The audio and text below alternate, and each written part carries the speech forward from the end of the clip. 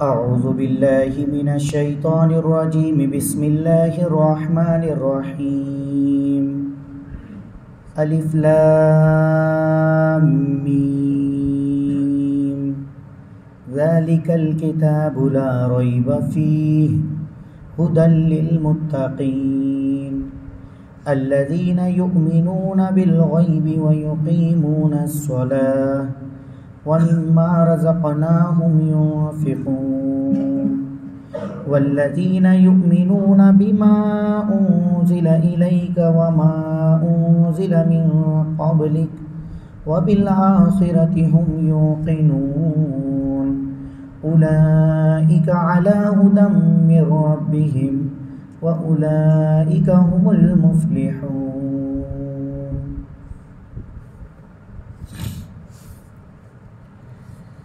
دوستو، بزرگوں، عزیز ساتھیوں،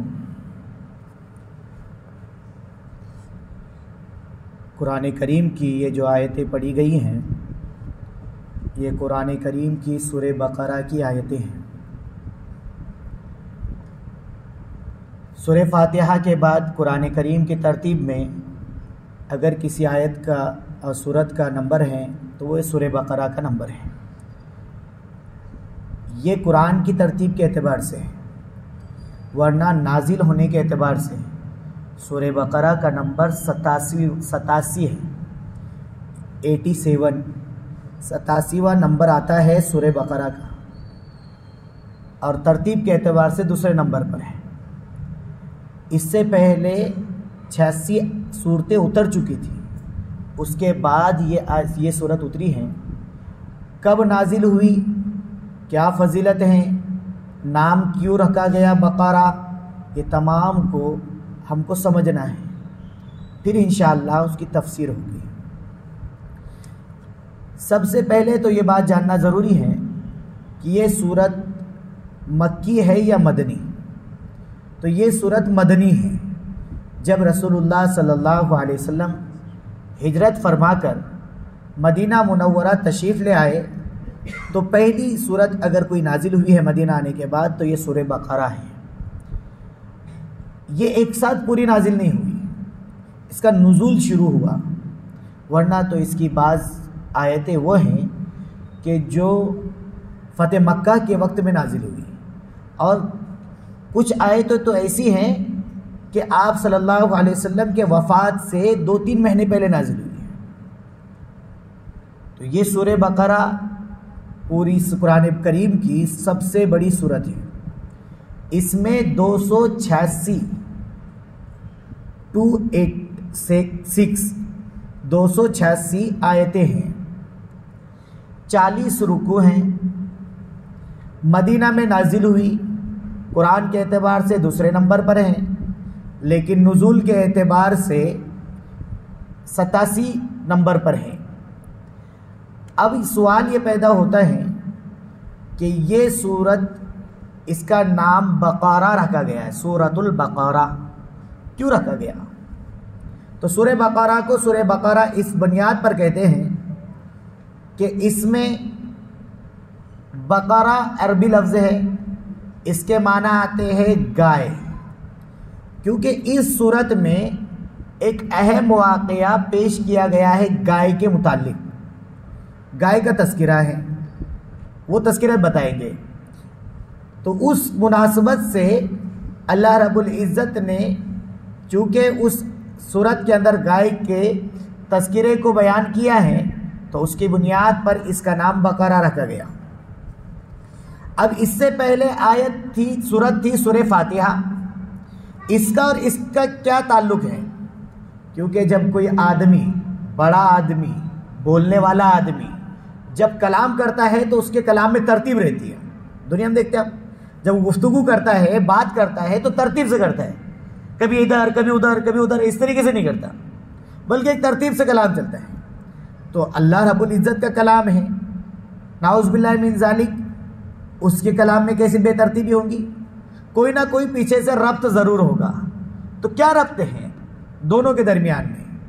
تو آپ تھوڑا اگر پیچھے دیکھیں گے تو اس میں ایک دعا کی گئی تھی، اہدنا الصراط المستقیم، اے اللہ ہم کو سیدھے راستے پر چلائیے، سیدھے راستے پر چلائیے۔ اس سورت کا جو سوال کیا تھا بندے نے اللہ سے، درخواست کی تھی اللہ سے، اس کا جواب یہ سورت میں ہے۔ اور اس کے اندر کی جو پہلی آیتیں ہیں الف لام میم کو چھوڑنے کے بعد، ذالک الکتاب لا ریب فیہ ھدی للمتقین، یہ کتاب اس میں کوئی شک نہیں ہے، یہ متقی بندوں کے لیے رہنمائی کرنے والی ہے، ہدایت والی ہے۔ تو اس کا جواب ہے۔ اسی بنیاد پر علماء کہتے ہیں کہ جب بندہ نماز میں سورہ فاتحہ پڑھتا ہے تو کہتے ہیں کہ سورہ فاتحہ پڑھنے کے بعد کوئی آیت بڑی ایک یا چھوٹی 3 آیتیں ضرور پڑھے، کیونکہ پوری کتاب یعنی قرآن کریم مکمل یہ ہدایت ہے، تو اس کے اجزاء بھی ایک ایک آیت 2 آیتیں بھی یہ ہدایت ہے، لیکن چونکہ بڑی آیت میں ایک مکمل جز ہوتا ہے اور چھوٹی 3 آیتیں ملا کر بڑی آیت کے برابر ہو جاتی ہے، اس بنیاد پر علماء نے، فقہا نے سورہ فاتحہ کے بعد چھوٹی 3 آیتوں کو یا بڑی ایک آیت کو ملانا واجب قرار دیا، اور یہ کہا کہ اگر اس کو نہیں ملاؤ گے تو نماز میں نقص پیدا ہو جائے گا۔ یہ وجوہات ہے اس کی۔ اب تیسرے نمبر پہ چیز، ایک تو آ گئی اس کی سورت کا نام سورہ بقرہ کیوں ہے، دوسرے نمبر پہ آ گیا کہ سورہ فاتحہ کے ساتھ اس کا کیا تعلق ہے، تیسرے نمبر پر یہ سمجھنا ضروری ہے کہ اس سورت کی کیا فضیلت ہے، اس سورت کی فضیلت کیا ہے۔ ترمذی شریف میں حضرت ابو ہریرہ رضی اللہ عنہ کی روایت ہے، آپ صلی اللہ علیہ وسلم نے بیان فرمایا، آپ صلی اللہ علیہ وسلم کا ارشاد ہے کہ اپنے گھروں کو قبرستان مت بناؤ، کیونکہ مردے قرآن نہیں پڑھتے۔ اب جو گھر ویران ہو جائے اس گھر میں شیاطین، جن و شیاطین قبضہ کر لیتے ہیں، اس لیے دوسری روایت میں آپ نے فرمایا سورہ بقرہ اپنے گھر میں پڑھا کرو، اس سے شیطانی اثرات گھر سے زائل ہو جاتے ہیں۔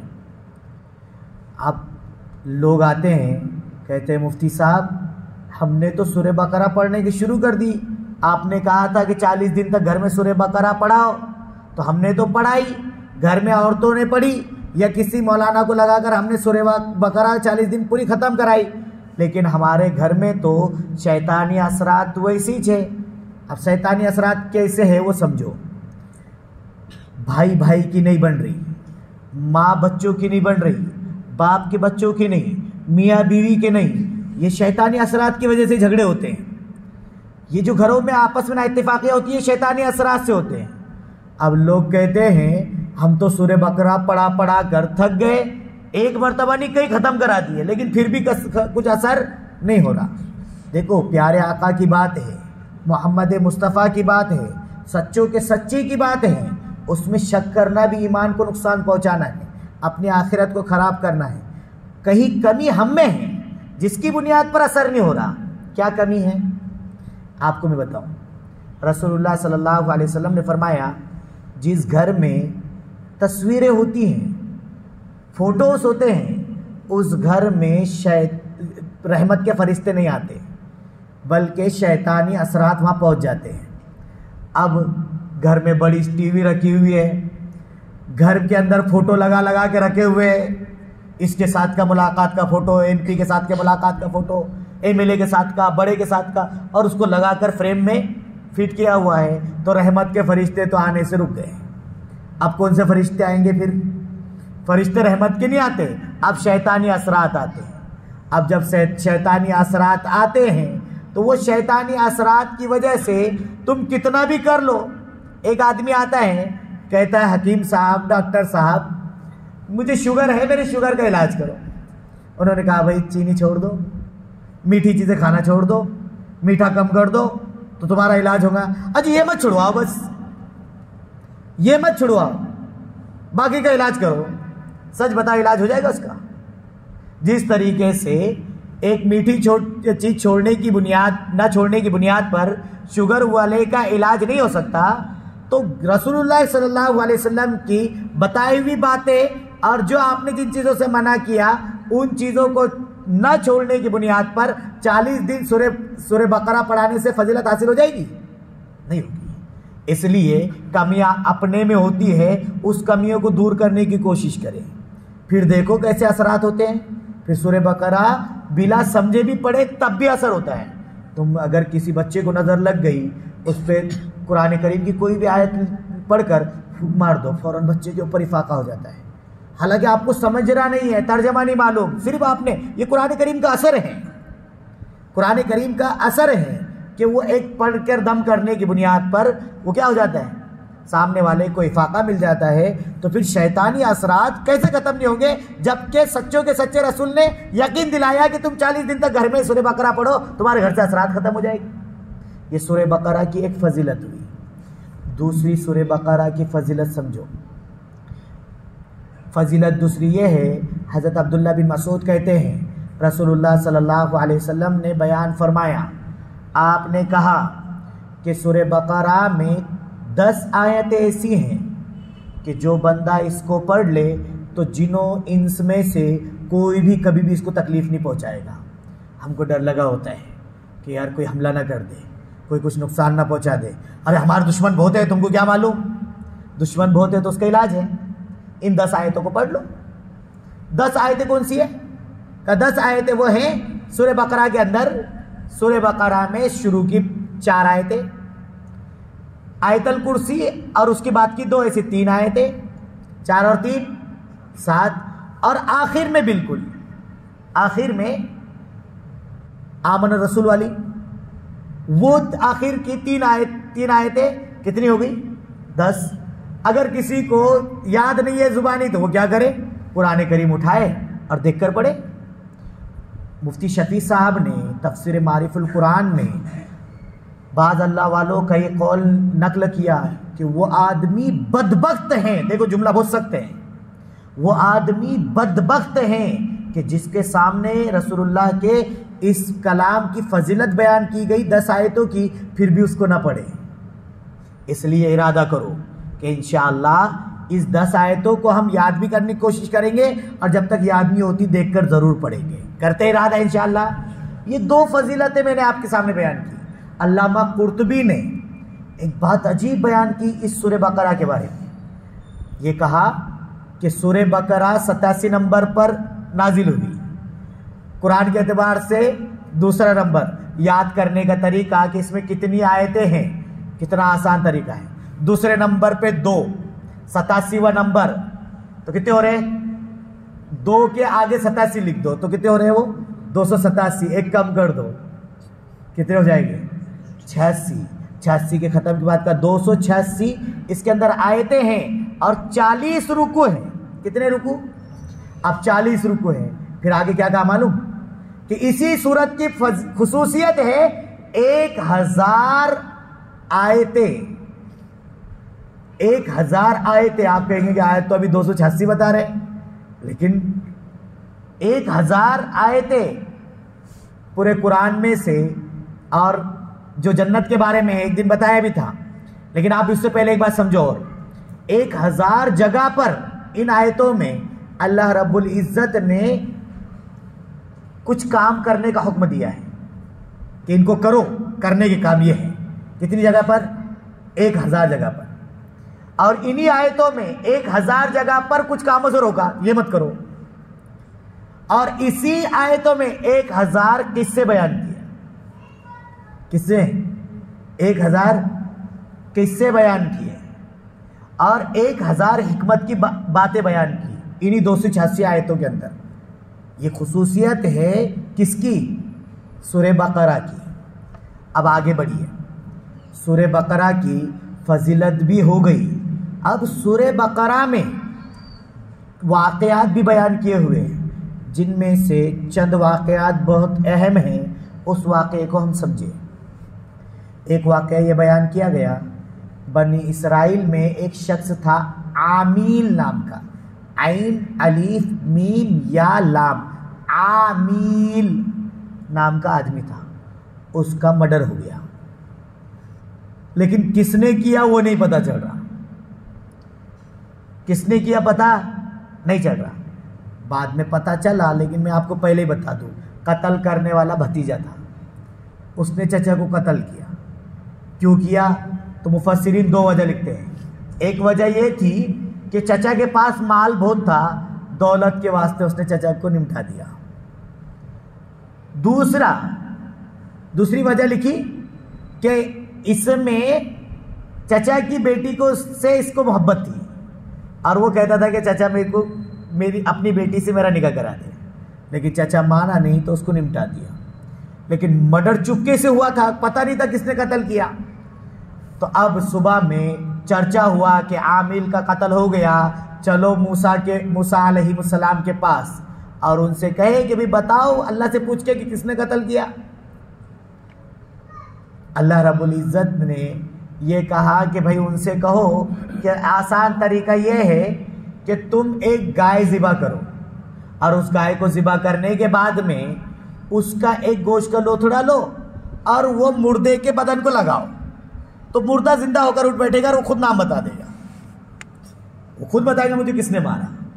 لیکن یہ کام بہت آسان تھا نا، بھئی کوئی بھی گائے لیتے ذبح کرتے، ٹکڑا لگا دیتے، کام ہو جاتا تھا۔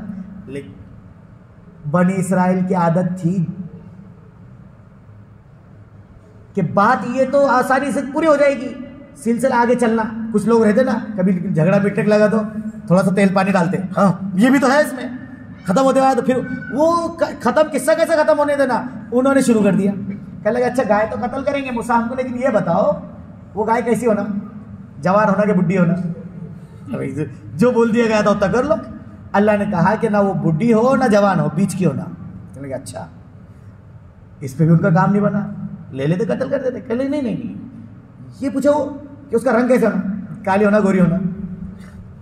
اللہ نے نہ کالی کہا نہ گوری کہا، اللہ نے کہا کہ زرد کلر کی ہونا، پیلے کلر کی گائے، پیلے کلر کی۔ ڈھونڈتے بیٹھو آپ، اللہ رب العزت نے موقع دیا تھا نا آسانی سے کر لینے کا، نہیں لیکن معاملہ بڑھانا ہے۔ پھر کہنے لگے اچھا یہ بتاؤ کہ وہ گائے ایسی ہونا کہ کھیت میں بھی کنویں سے پانی نکالنے کے لیے کام آ سکے اور ہل چلانے کے لیے کام آ سکے۔ اللہ نے کہا نہیں ایسی نہیں ہونا، ہل بھی نہیں چلانا اس نے اور کھیت سے ڈول سے پانی بھی نہیں نکالنا۔ اب اتنا بڑا مسئلہ خود ہی اپنے اوپر لے لیے بوجھ، لیکن آپ تو پورا کرنا ہی تھے نا، کیونکہ پوچھے تھے حضرت موسیٰ علیہ السلام سے۔ اب کیا ہوا، اب یہ ڈھونڈنے کے لیے نکلے، ان کو گائے بھی مل گئی، لیکن گائے ملی ایک آدمی کے پاس، کہا کہ بھائی بیچوں گا، پوری شرائط والی گائے یہی ہے، بیچوں گا، لیکن شرط یہ ہے کہ اس گائے کو ذبح کرنے کے بعد اس کی کھال نکالنے کے بعد اس کی کھال میں جتنا سونا بھرا جائے گا، جتنا بیٹھے گا اتنا سونا دینا پڑے گا۔ مرتا کیا نہیں کرتا، خود لے ہوئے تھے نا مول، بھائی خود مصیبت اپنے ہاتھ سے لیے ہوئے تھے۔ کہا کہ بھائی ٹھیک ہے، کہتا سونا دے دیا گیا، اتنا سونا دے دیں گے اور وہ ذبح کر دیے گئی۔ اب یہاں پر علماء کہتے ہیں کہ بھائی آسان کام تھا، لے کر ذبح کر دیتے تھے، لیکن اتنا لمبا چوڑا انہوں نے خود نہیں کیا بلکہ اللہ نے کروایا۔ کیوں کروایا مانو؟ ایک دوسری بات کی وجہ سے۔ کہا اصل میں وہ غریب کی گائے تھی۔ گائے کس کی تھی؟ غریب کی۔ اور وہ غریب کی عادت کیا تھی؟ جوان لڑکا تھا، اپنی ماں کا فرمانبردار، ماں کا خدمت گزار۔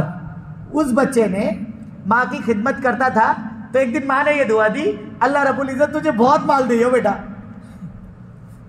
اللہ کو اس ماں کی دعا بھی تو پوری کرانی تھی۔ علماء کہتے ہیں، مفسرین کہتے ہیں کہ وہ ماں کی دعا کا نتیجہ تھا کہ اس بچے کو یہ پورے حالات بنی اسرائیل کے ساتھ لا کر اللہ کو دلوانا تھا، ورنہ تو پیلی گائے ہونا اور یہ ساری چیزیں ہونا، وہ کلر کا کائے کو سوچتے بیٹھتے تھے۔ ہم دیکھتے ہیں کہ گائے یا تو سفید ہوں گی یا کالی ہوں گی یا لال ہوں گی، پیلی گائے کہاں دکھنے کی مل رہی؟ لیکن پوچھ اللہ کو، وہ ایک ہی تھی اتنی، اس لیے وہی دلوانی تھی۔ اب کیا ہوا، یہاں ایک بات علماء نے اور نکالی۔ علماء نے کہا کہ دیکھو ماں باپ کی خدمت کرنے سے مال میں برکت ہوتی ہے۔ دیکھو برکت کا لفظ بول رہا ہوں، باقی بتاتا ہوں وجہ کیا۔ ماں باپ کی خدمت کرنے سے مال میں برکت ہوتی ہے، اساتذہ کی خدمت کرنے سے علم میں برکت ہوتی ہے۔ جس کو مال میں برکت چاہیے وہ اپنے ماں باپ کی خدمت کرے، یہ عمل ہے۔ اپنے ماں باپ کا دل نہ دکھائے، ماں باپ کے اوپر خرچ کرنے کو بوجھ نہ سمجھے۔ کیا حضرت روزانہ تمہارے کو وہی کیا آپ کے کہا ہم نے کمانا تمہارے اوپر لگانا؟ بیٹا دوا ختم ہو گئی، ہاں لا لوں گا معلوم میرے کو. وہ ہمت بھی نہیں کر پاتا باپ بیچارہ، ماں بول بھی نہیں پاتی. لیکن جو بندے اپنے ماں باپ کے فرما بردار ہو، اپنے ماں باپ کی خدمت گزار ہو، تو پھر ان کو رونا آتا ہے. ابھی پیچھے ریاض میں عدالت میں مقدمہ آیا، بھائی نے بھائی کے اوپر کر دیا. کیا مقدمہ تھا معلوم؟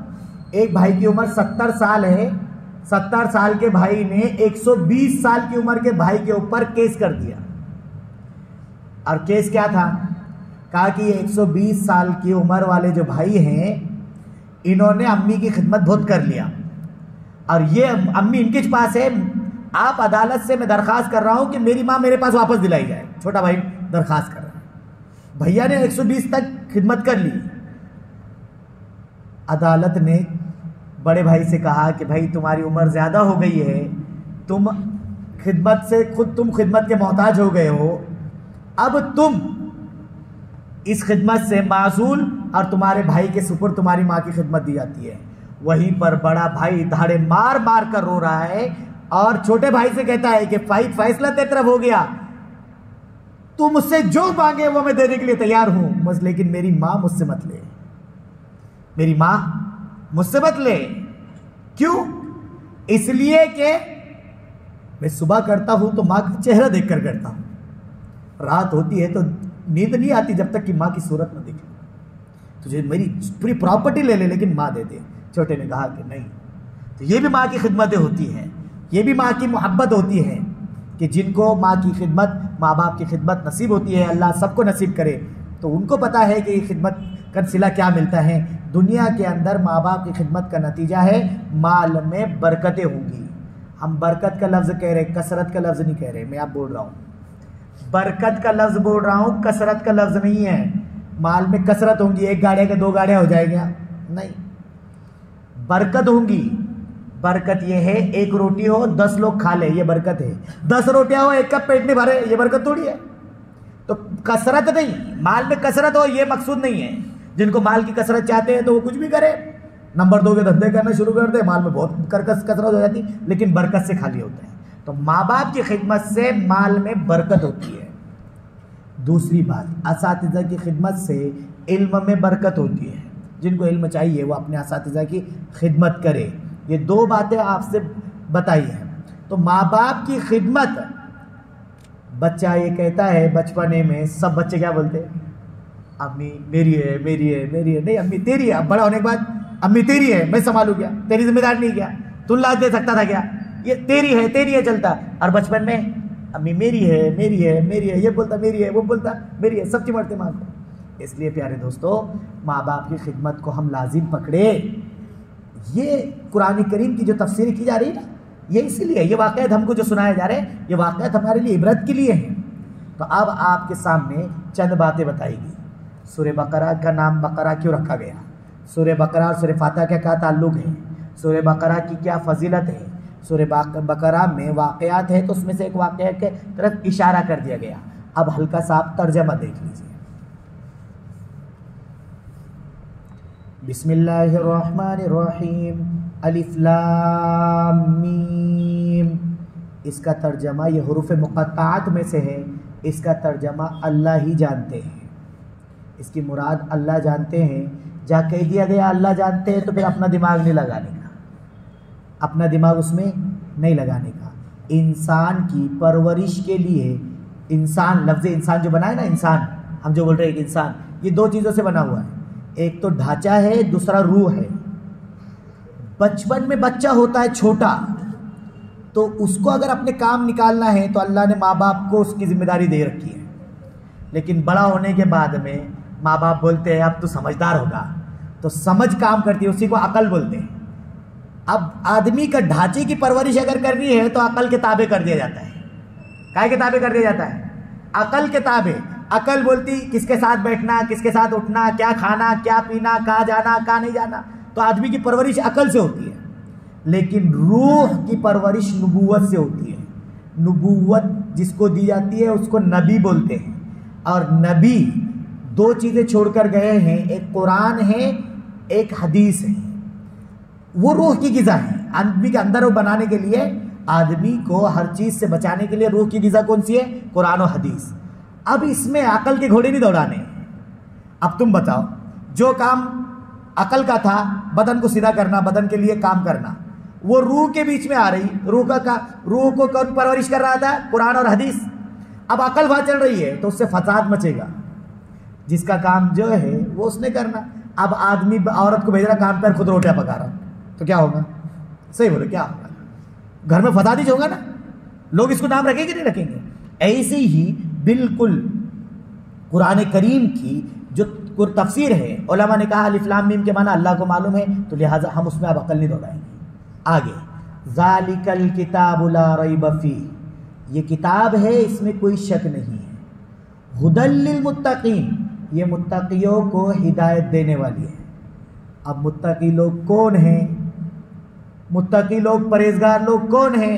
کہا وہ ہے، یہ 5 صفات آگے کی جن کے اندر ہوں گی وہ متقی ہے۔ نمبر 1 الذین یؤمنون بالغیب، کہ جو غیب کی خبروں پر یقین رکھتے ہیں، غیب کی باتوں پر یقین رکھتے ہیں، وہ متقی۔ نمبر 1۔ نمبر 2 وَيُقِيمُونَ الصَّلَاةَ، نماز کو قائم کرتے ہیں، کبھی کبھی نہیں پڑھتے، نماز قائم کرتے ہیں، 5 ٹائم کی پڑھتے ہیں، اقامت صلاۃ کرتے ہیں، جمعہ کی 2 رکعت نہیں پڑھتے ہیں۔ یقیمون الصلاۃ، یہ متقی پرہیزگار یہ ہیں۔ آگے وَمِمَّا رَزَقْنَاهُمْ يُنْفِقُونَ، جو ہم نے ان کو مال دیا اس میں سے خرچ کرتے ہیں، یہ تیسری صفت۔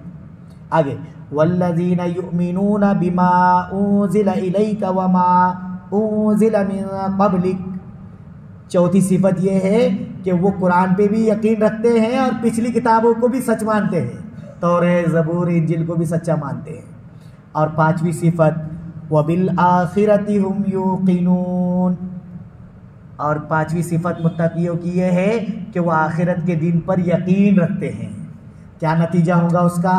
اولئک علی ھدی من ربہم، یہی لوگ اپنے رب کی طرف سے ہدایت پر ہے۔ واولئک ھم المفلحون، یہی لوگ کامیاب ہونے والے ہیں۔